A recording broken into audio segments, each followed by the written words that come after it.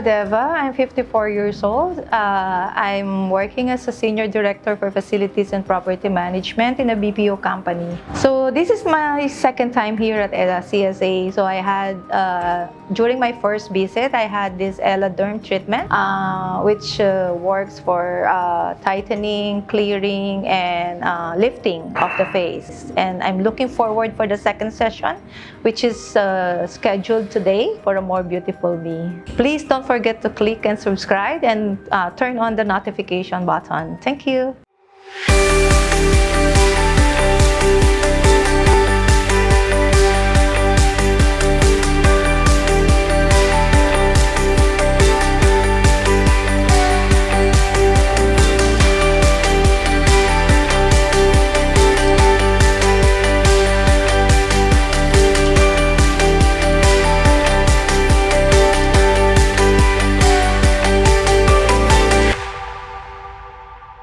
Good day, everyone. Welcome to the CSA Medical Aesthetics. I'm Dr. Contessa, your certified aesthetic physician. In today's episode, we have a new guest. Let's all welcome Ma'am Lira Adeva. Hi, good morning. I'm Lira Adeva. I'm 54 years old. Okay. Ma'am Lira, hindi tayo nagkakalayo. I'm 51. But you look a lot younger than me, Thanks to science, okay? That's why we are here, Ma'am Lira. It's really to, improve our looks and make us look younger, okay? Yeah, I agree. And thanks to technology right now, we have this science that's able to rejuvenate us and bring back our looks when we were in our, what do you want to achieve, 20s? 20s? No, that's too much. Or 30s years will younger, something like that. Okay. But I believe 50 is the new what? It's the new 40. They're also saying 60 is the new 40. 40. Anyway, okay. So we want to do a treatment for Ma'am Lira, of course, that will improve the skin quality, the skin texture, and will target the fine lines, the wrinkles, and also some of the age spots, or sunspots, or some of the dark spots, and at the same time, close the pores or tighten the pores and induce collagen stimulation, okay? And Ma'am Lira is always busy, right? At work. Yes, she doesn't want any procedure that has a very long downtime. As much as possible, minimal downtime, okay? And she wants natural results only, that we still recognize her, okay? Yes. So we're into these non-surgical procedures right now, okay? And if we assess Ma'am Lira, okay? So in the past, we've done some treatments for Ma'am Lira already, okay? Actually, we did one session of an RF microneedling.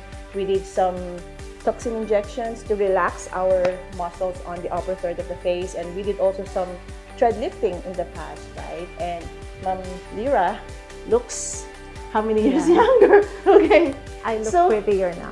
Yeah. When we do treatments that are non-surgical and something to, rejuvenate us, we have treatments that are done in sessions, okay? Because like aging is a continuous process. Like every day we age, okay? There's a certain percentage whereby our skin proteins, they just denature each day. But the good thing is, these proteins, they also regenerate or they renature, they reform again with the help of science, of course. Kasi when we're aging daw, nag-slow down na yung regeneration ng tissues natin. As we get older, the longer the tissue turnover. If your skin cells, they like exfoliate in a month, the older we get, kung 50 years old na tayo, parang 50 days din nag-change yung skin cells natin. So we wanted to do a treatment that will somehow bring back that original state of our skin cells to sustain younger skin cells, and also like do a skin resurfacing, so go away with the old cells, bring out the baby cells, the new cells, okay? So that's something like we want to achieve. Na non-surgical, of course, minimally invasive or non-invasive, and no downtime as much as possible, and we're afraid of like complications or any risks. So we want a treatment for Ma'am Lira that will just make us 10 years younger and natural looking. So what kind of treatment? What procedure? We'll show you when CSA Medical Aesthetics return.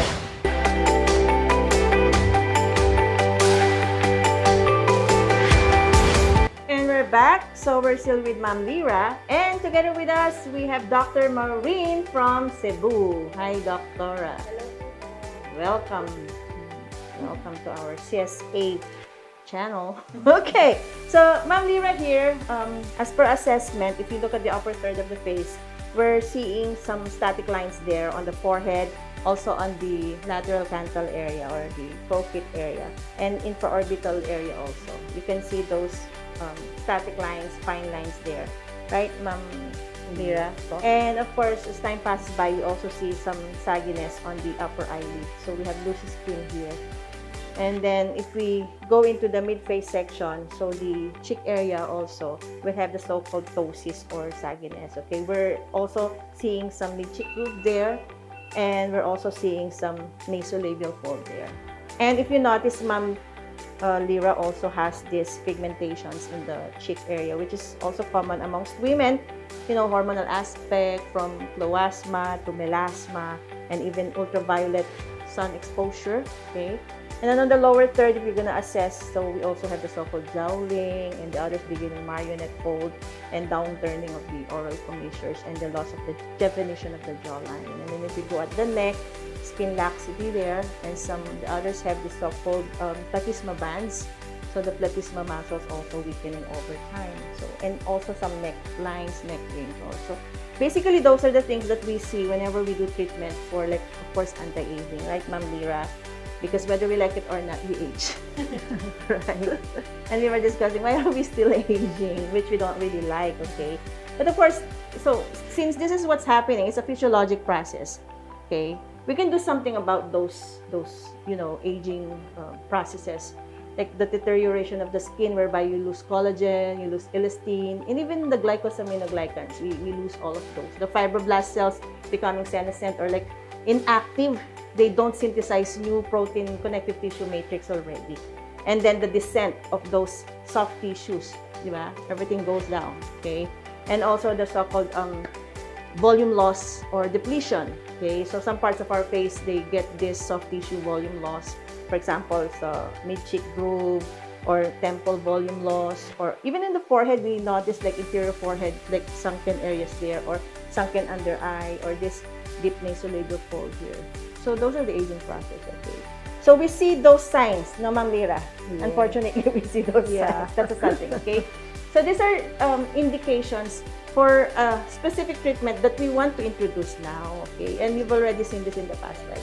We have the so-called RF microneedling device. We have here our new device, the Eladerm, okay? And actually, this is a painless type of your RF microneedling, okay? So we had other RF microneedling devices in the past, whereby we have those micro pins, okay? And they will pierce your skin tissues, and there's actually a discomfort there. You feel all those micro pins, okay?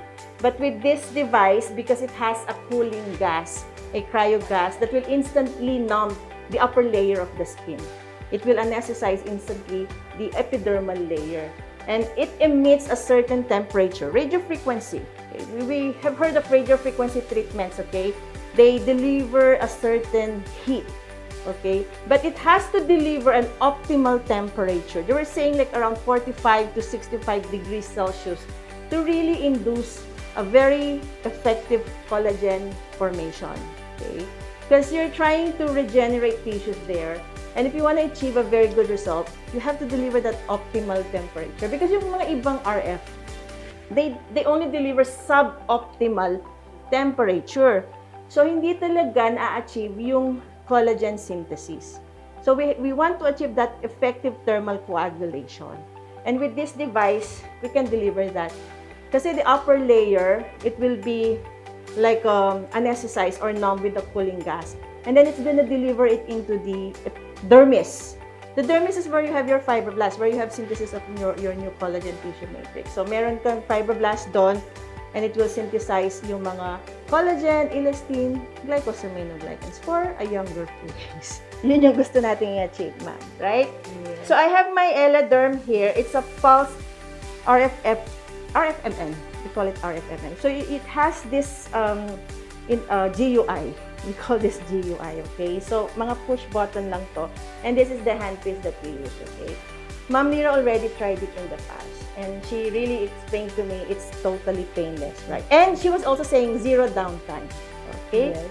So for this one, our goal for Ma'am Lira is full face rejuvenation, okay? We want to treat yung mga fine lines, wrinkles, skin laxity, collagen loss, okay? And also like give that skin tightening, firming, and lifting effect. So improving overall skin quality. Excited, no? So this is an easy to use device. Okay, we have the handpiece here.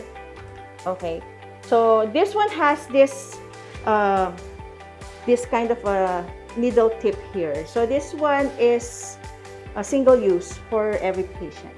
Okay, so this is a sterile one, a new one. And then here we have the instructions to follow here. We have different parameters to follow here.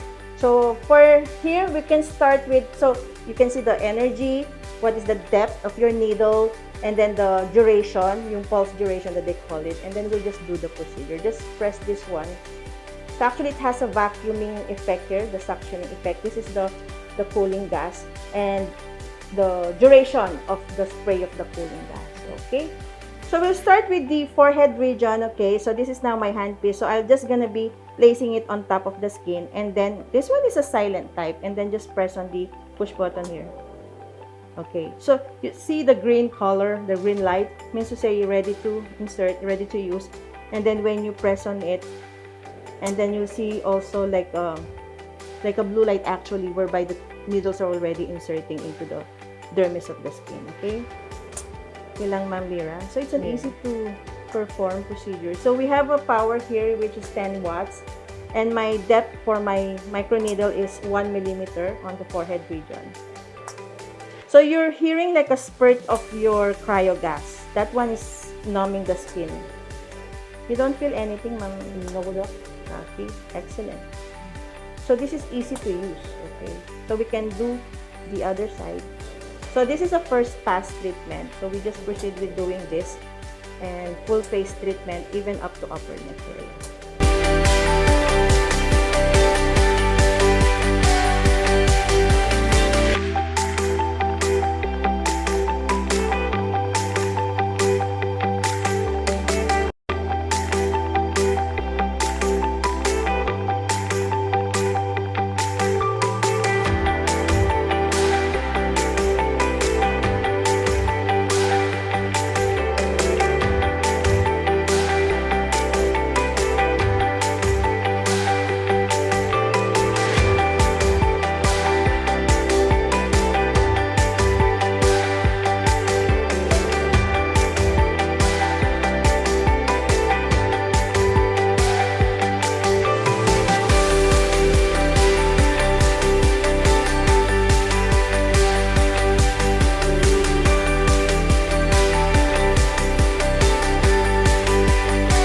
The second pass will work on the mid-face, okay? So mid-face area here. And yun ang may pressure, okay? Okay lang po.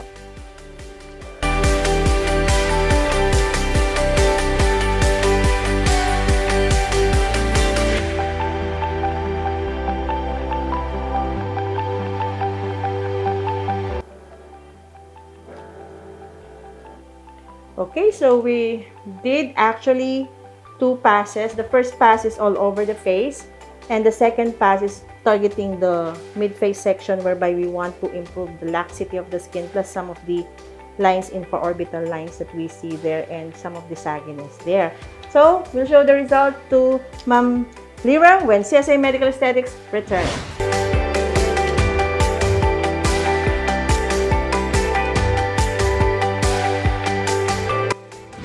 And we're back. So, we'll show the face of Ma'am Lira to her right now. Okay, so we did the RF microneedling, a device whereby we wanted to treat also our, lines, wrinkles, and some open pores, and even some pigments there, and the skin laxity. And we want to improve the quality of the skin here. So, this is the so-called painless radio frequency microneedling.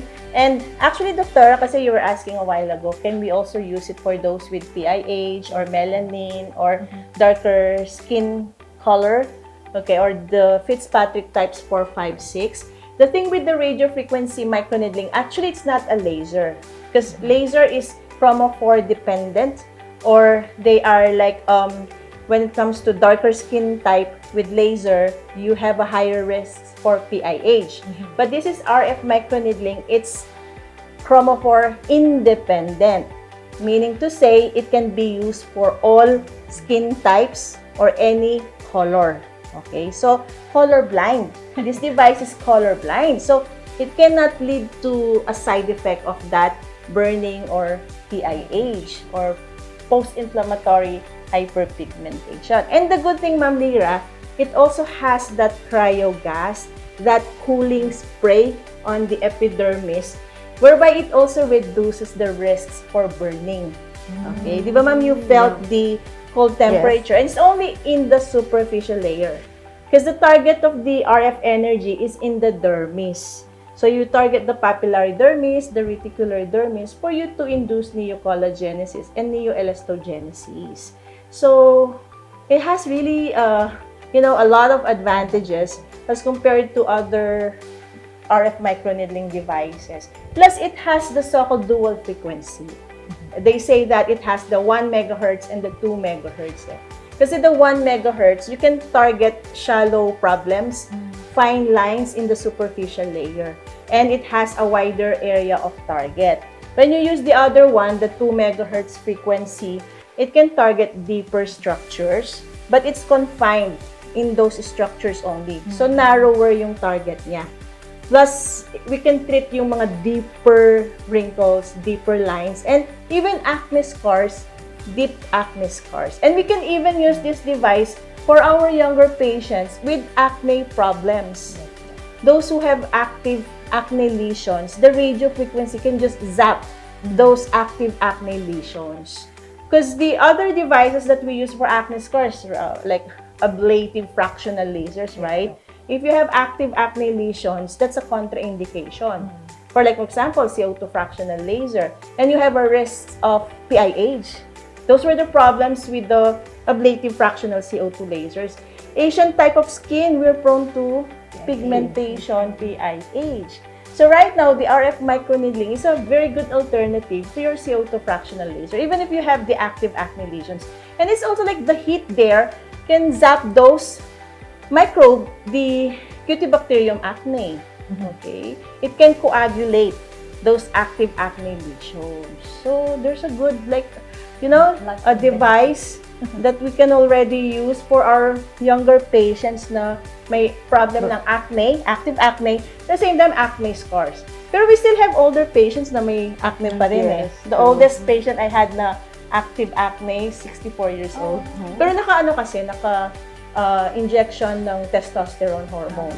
Kasi di ba, the acne is also like hormonal component also, like especially the androgen hormone. Then we can use it for stretch marks and all types of scars, or post-traumatic scar, post-surgery scar. Okay, ano pa bang mga scars? Chickenpox scars. Yan. Or yung may mga large pores.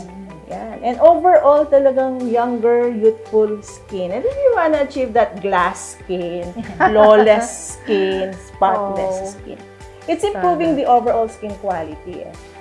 Kasi nga, they reported that having that homogeneous skin, flawless skin, or very even-toned, skin tone, skin texture is very good quality of the skin tone. They reported that it has that influence on the perception of attractiveness. Kung talagang flawless, kagaya ni Dr. Marie. Flawless skin. Ka talaga. Yan. No, like, skin imperfections, no dark spots, di ba? Talagang smooth, clear, blemish-free, acne-free, scar-free, wrinkle-free skin. Yan. The overall attractiveness daw. And beautiful and confidently beautiful. Having that, clear skin, okay na, no? There you go, Ma'am Lira. Thank you so much. Thank you, For now, it's expected to have erythema or redness. That's actually an endpoint whenever we're doing this treatment. And we have applied a soothing gel Then we'll also apply skin boosters. Then we'll also do the low-level light therapy or heat light for the redness to instantly go away. And then after that, we'll also apply a modeling mask, a soothing mask, so that later on, Ma'am Lirang, if she still has a work or anything to do, or she can party tonight, okay? And definitely, you have to apply your sun protection cream, okay? So every day, we recommend sun protection, okay? And then some mild face moisturizer and any soothing cream or soothing gel. That's it, okay? And then usually, we do this in sessions. For full face rejuvenation, you can get 3 sessions or even 5 sessions. Or you can do a maintenance of this one like once a month, once in 3 months to really prevent aging. Okay? Prevention then. And rejuvenation.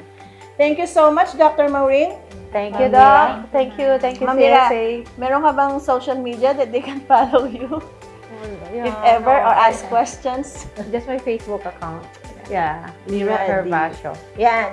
Just to check on how well she improved. And we'll still show some pictures, okay? Like a week later, 2 weeks later, regarding the improvement of the skin quality, skin texture. So, Dr. Maureen, social media.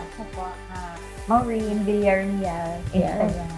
Follow her. Okay. And you can also follow us at our Instagram, CSA Medical Aesthetics.